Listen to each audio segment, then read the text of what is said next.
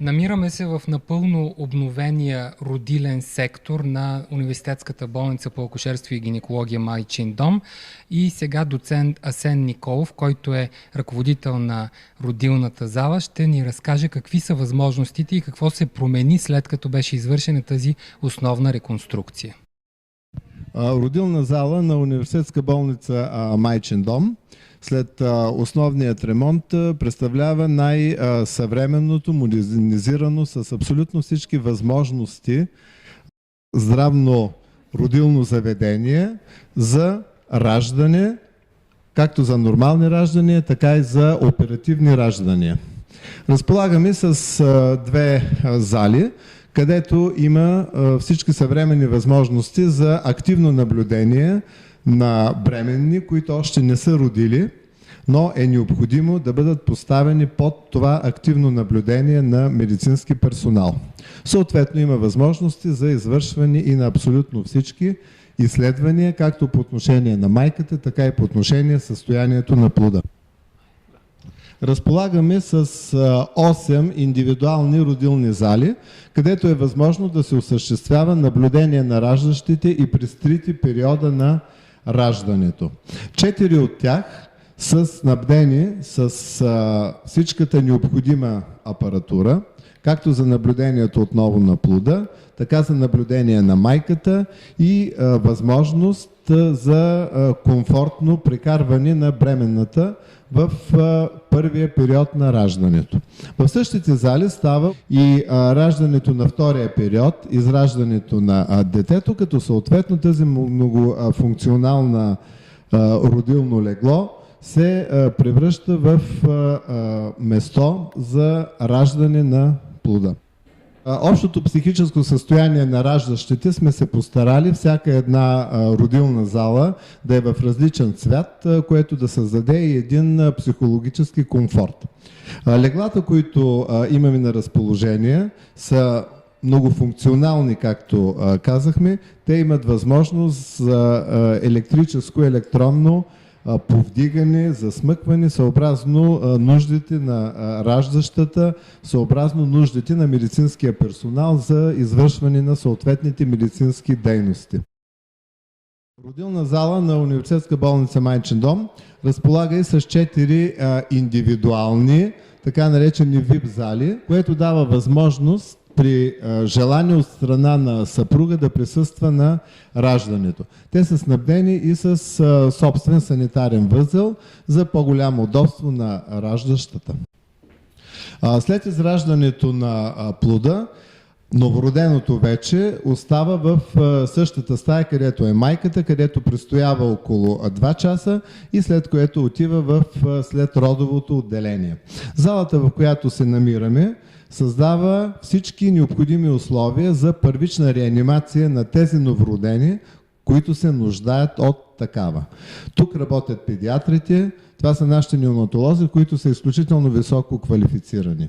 След провеждането на първичната реанимация, съобразно състоянието на плода, той или се връща в стаята при майката, или при необходимост отива в детско интензивно отделение.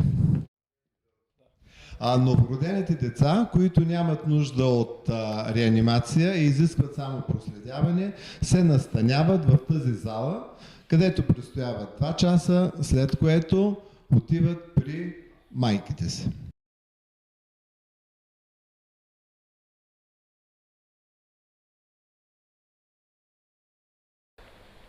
След изваждането по оперативен път на новородените деца, в зависимост от тяхното състояние, те се преглеждат от педиатъра и в зависимост от тяхното състояние се осъществяват съответните мерки.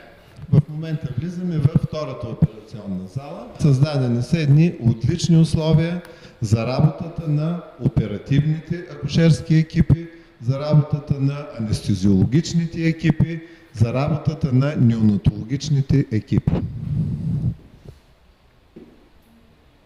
Университетската АГ болница Майчин дом е най-голямата АГ болница в страната със своите 400 легла и 600 души медицински персонал. То е водещо акушерно-гинекологично заведение не само по своят мащаб, но и за това, че е създател на акушер-гинекологичната школа в България.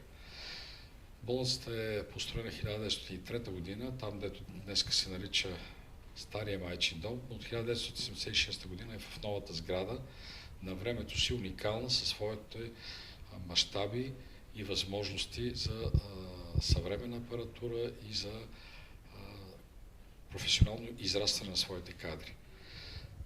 За всичките тези години в майчин дом са се обучени над 37 000 души медици и над 5 000 акушер-гинеколози са взели специалност. Почти всички водещи акушер-гинекологични болници, не само в София, са от продукт на нашата школа. Това са колеги, с които сме работили или хора, които са минали на обучение при нас. Всичко това прави значимо мястото на майчин дом в историята и практиката на медицината. Разбира се, преди всичко в това, че, пак повтарям, тя е създател на акушерството и гинекологията у нас. С този основен ремонт ние смятаме, че пречупваме една неблагоприятна тенденция в всичките тези години. По едни или други причини болницата беше загубила своя облик, изоставаше от съвременните потребности.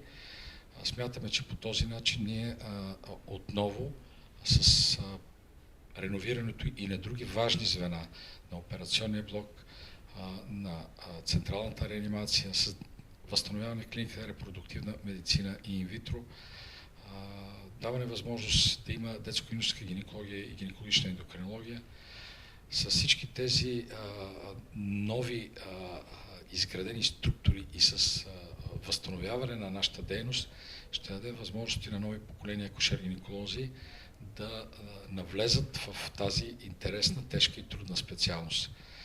Във всички случаи ние сме задължени и като преподаватели да имаме по-добри условия и като ръководител на това заведение една от амбициите ми това е да си завърне и да заеме отново своето място като водеща АГ болница в страната.